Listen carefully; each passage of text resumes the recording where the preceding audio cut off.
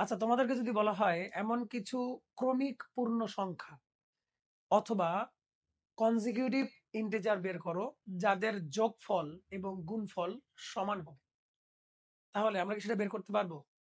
বা যদি প্রশ্নটা এমন করা হয় যে পৃথিবীতে এমন কতগুলো কেস আছে, কতগুলো ক্রমিক পূর্ণ সংখ্যা আছে, কনজিকিউটিভ ইন্টিজার্স আছে যাদের যোগফল এবং গুণফল সমান হবে, তোমরা অনেকে বলতে পারো স্যার অসীম, অনেকগুলো হইতে পারে। আসলেই কি অসীম কিনা ব্যাপারটা প্রমাণ করা যাক। তো দেখো, আমরা বলছি কিছু কনজিকিউটিভ ইন্টিজার্স বা ক্রমিক পূর্ণ সংখ্যা যাদের যোগফল এবং গুণফল কি হবে, সমান হবে। তো ধরা যাক সংখ্যা তিনটা হচ্ছে n-1, n এবং n+1। তোমরা খেয়াল করো, এই সংখ্যা তিনটা কিন্তু ক্রমিক পূর্ণ সংখ্যা, প্রত্যেকটা এক এক করে বেশি।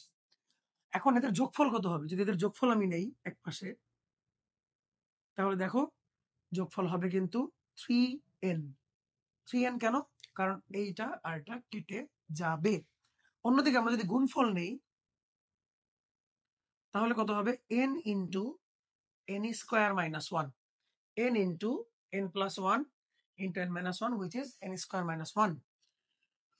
তাহলে আমরা যদি একই পাশে নিয়ে আসি এটাকে, তাহলে 3n minus n into n square minus one equal to 0। এখান থেকে তুমি যদি n কমন নাও, তাহলে পাচ্ছ 3 minus n square plus one equal to 0, বা n into 4 minus n square equal to 0, বা n ইকুয়াল টু 0 প্লাস 2 আর মাইনাস 2।